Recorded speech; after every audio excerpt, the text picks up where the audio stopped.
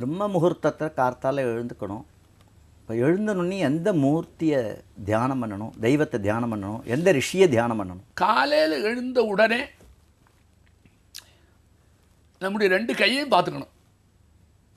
2 கையை அப்படி வச்சு இப்படி பார்க்கணும். அந்த கையிலேயே பகவானை பார்க்கணும். அந்த எண்ணம் நமக்கு வரணும். கராக்ரே வசதே லட்சுமி. கரத்தில் கையில் 3 பேர் இருக்கா. லட்சுமி, சரஸ்வதி, கோவிந்தன்.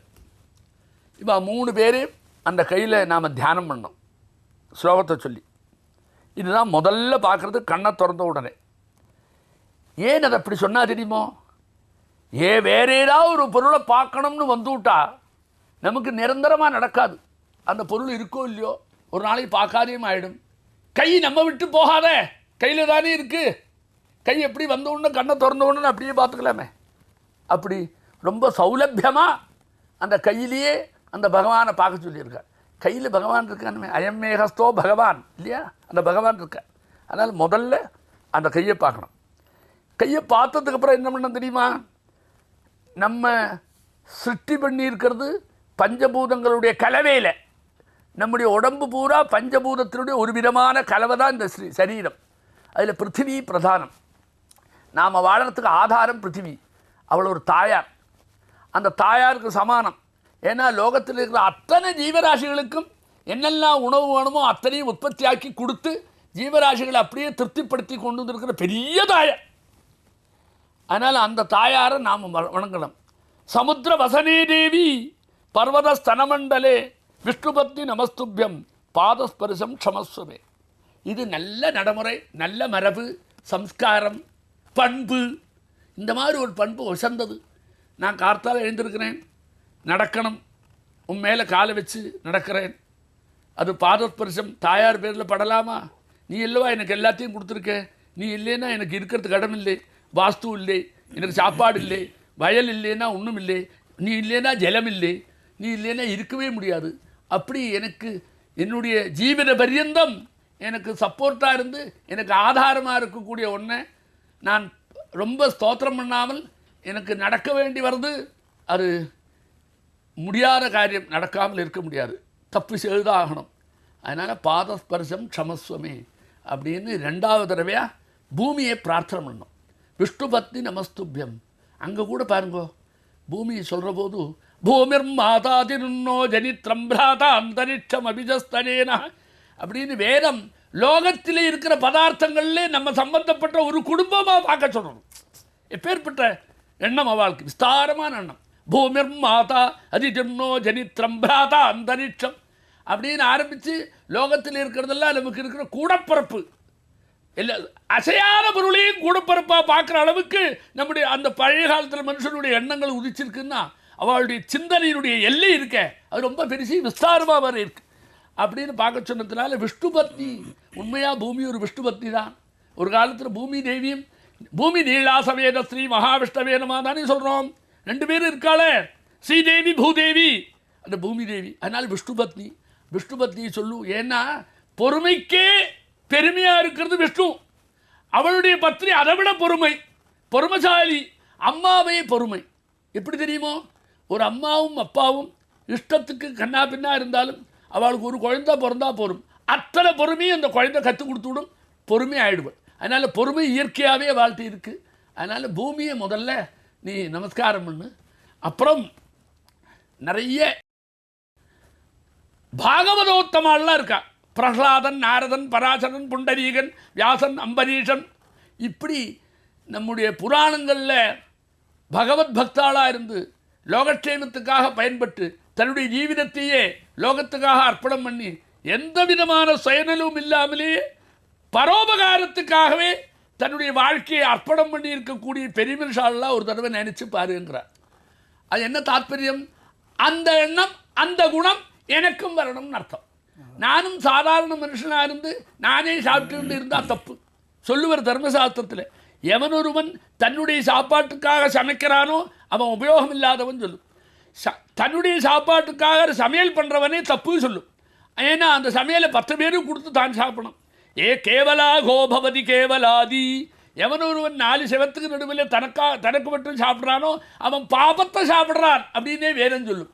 அதனால் பல பேர் கொடுத்து சாப்பிடணும்னு இருக்கிறத பரோபகாரத்துக்காகவே அவளுடைய ஜீவிதத்தை அர்ப்பணம் பண்ண அவளுடைய நல்ல எண்ணங்களில் பிரதிபலிக்கிறதுக்கு காலவேளையில் எழுந்த உடனே அவளை பற்றி நினச்சி விட்டா அவளுடைய குணகணங்கள்லாம் மைண்டில் வந்த உடனே அந்த குணம் நமக்கு வரணும்னு ஒரு நினைப்பு வந்துக்கிட்டு அபியாசம் வர வர நாமும் அவளை மாதிரி வருவோம். அதனால் நல்ல மனுஷாலா, பதம் பண்ணின மனுஷாலா, பண்புள்ள மனுஷாலா மாற்றுறதுக்கு இவாளுடைய நினைப்பெல்லாம் நமக்கு ரொம்ப உபயோகம் இருக்கும். அதே மாதிரி இதை மட்டும் சொன்னால் போருமா?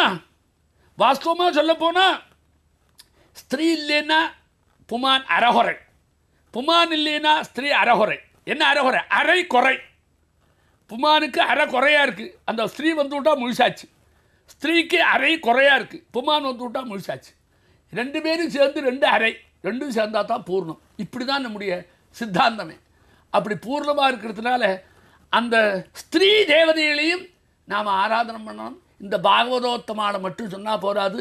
அகல்யா, திரௌபதி, சீதா, தாரா, மந்தோதரி ததா பஞ்சகம் நா ஸ்மரேன் நித்யம் மகாபாதக நாசனம். அகல்யை பதிவிரதோத்தமை, திரௌபதி நன்னா தெரியும், சீதா அவளை போல ஒருத்தி லோகத்திலே இல்லை. அந்த சீதை ஒன்று இருக்கிறதுனால தான் நம்ம ஊரில் கல்ச்சர் வளர்ந்துக்கிட்டே இருக்குது, ஸ்திரீகளுக்கு பெருமை ஏறிகிட்டே இருக்குது. தாரா, தாரகாமய சங்கிராமம்னு அந்த குருவனுடைய பத்தினி, அவள் அப்படி ஒரு பதிவிரதை. மந்தோதரி, ராவணனுடைய தர்மபத்தினி இருக்காள் அவள். தாரா, மந்தோதரி ததா பஞ்சகம், இந்த 5, இந்த 5ஐ நரன் ஸ்மரேத், ஸ்மரிக்கணும் நித்தியம் எப்பொழுதும். இதை பண்ணா மகாபாதக நாசனம். நம்ம குழந்தைகள் கேட்கும், என்ன இந்த 5 பேரை நினச்சா பாதகம் போகிறதுன்னு சொன்னால், பாதகத்துக்கு இந்த 5 பேருக்கு என்ன சம்பந்தம்? அகல்யா அப்படின்னு பார்த்த உடனே அகல்யனுடைய சரித்திரம், கௌதமனுடைய பத்தினி, அவள் எப்படி இருந்தால், அவளுடைய இருக்கிற அப்பழுக்கற்ற அவளுடைய குணகணங்கள், அவனுடைய நடைமுறைகள், தூய மனசு, அவளுடைய செயல்பாடு, இதெல்லாம் நாம் நினைக்கிற போது அந்த நினைப்பில் நம்முடைய மனசில் இருக்கிற அசடுகள் எல்லாம் போய் அப்பழுக்கில்லாத மனசாகிறதுக்கு சந்தர்ப்பம் இருக்கும்போது பாபம் போகிறது. திரௌபதியும் நினச்சா அப்படி தான். அந்த மாதிரி ஒவ்வொருத்தருடைய நினைப்பு மனசில் வந்த உடனே மனசில் இருக்கிற துர்குணங்கள்லாம் போய் அழுக்கெல்லாம் அகன்று சுத்தமாகிற போது நம்மள்கிட்ட பாபமும் போகிறது. மனசு தான் மனையேவ மனுஷானாம் காரணம் பந்த மோட்சையோ. நான் ஒருத்தர் கட்டுப்பட்டிருக்கேன் என்கிறது மனசு தான், நான் விடுபட்டு இருக்கேன் சுதந்திரங்கிறது மனசு தான். சரீரத்துக்கு சம்பந்தமே இல்லை, மனசு தான் எல்லாத்துக்கும் காரணங்கிறதுனால அந்த மனசில் அவளுடைய எண்ணங்களை வரவழைச்சு அந்த குணங்களையும் நினச்சி விட்டா, மனசில் அந்த குணங்கள் இருப்பிடத்தை அடைஞ்சு விட்டா, புத்தியினால் அதை நாம் அடைஞ்சு விடுவோம், நமக்கு பாதகங்கள்லாம் நெசிக்கும் அப்படின்னு அவளையும் ஸ்தோத்திரம் பண்ண சொன்னார். அதனால் என்ன வந்து கொடுத்து தெரியுமோ, நாம் முதல்ல நம்ம கையை பார்க்கணும். அதில் சரஸ்வதி, விஷ்ணு, அதே மாதிரி லட்சுமி. ஐஸ்வர்யம் வேண்டாமா? லட்சுமி வேணும். வாக் வைச்சித்திரம் வேண்டாமா? வித்யை வேண்டாமா? கல்வி வரணுமே, கல்வி இல்லைன்னா அவன் மனுஷன் இல்லையே, அது போகணும். நமக்கு மோட்சம் வேண்டாமா? கோவிந்தம் வேணும். அதனால் விவகாரத்துக்கு கல்வி, அதாவது புத்தி சாமர்த்தியத்தை வளர்த்துறதுக்கு, விவகாரத்தில் நித்தியம் கொண்டு நடத்துறதுக்கு செல்வம், அது 2 முடிஞ்ச உடனே ஆத்மோத்தாரணத்துக்கு, தன்னுடைய ஆத்ம ஞானத்தை அடையிறதுக்கு விஷ்ணு.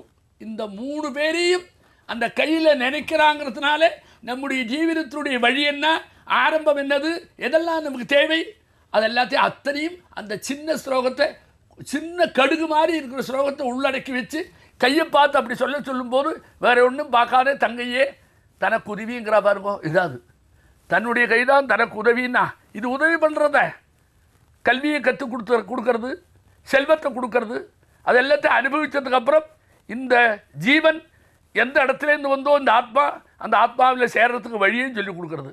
அதனால் மோட்ச பர்யந்தம் சதுர்வித புருஷார்த்தங்களும் கையில் இருக்கு, அந்த கையில் 3 குடி இருக்கு என்கிற தத்துவமே நம்முடைய ஜீவித லட்சியத்தையும் மொத்தமாக சொல்கிறது.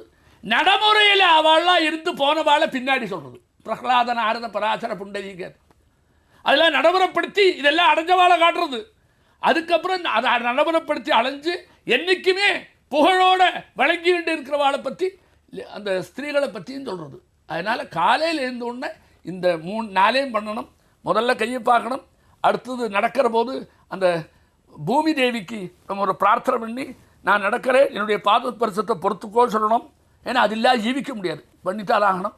அதுக்கு அடுத்தபடி ஏற்கனவே நம்ம ஜீவிதத்தில் எப்படி ஜீவிக்கணும்னு கற்றுக் கொடுத்து ஜீவிதத்தை சார்த்தகமாக பண்ண பாகவதோத்தமாளாக இருக்கக்கூடியதா பிரகலாதி அவள் நாரத பராசரெல்லாம் நினச்சி பார்க்கணும்.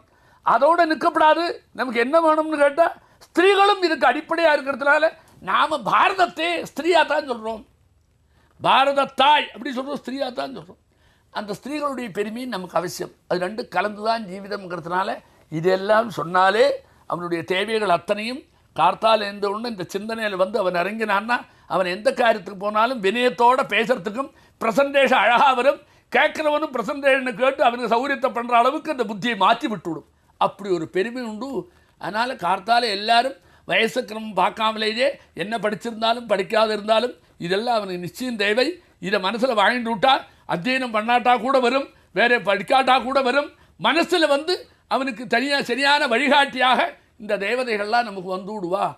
நாம் ஒன்றை நினச்சி அதுவே நினச்சிட்டு இருந்தோன்னா கொஞ்ச நேரம் போன உடனே அது மாதிரி ஒரு பாவம் நமக்கு எத்பாவன் தத்பவதி என்கிற ரீதியில் ஒரு உயர்ந்த தத்துவத்தை கார்த்தால் எழுந்த உடனே பார்க்க சொல்லி தர்மசாஸ்திரம் நமக்கு வலியுறுத்துறது.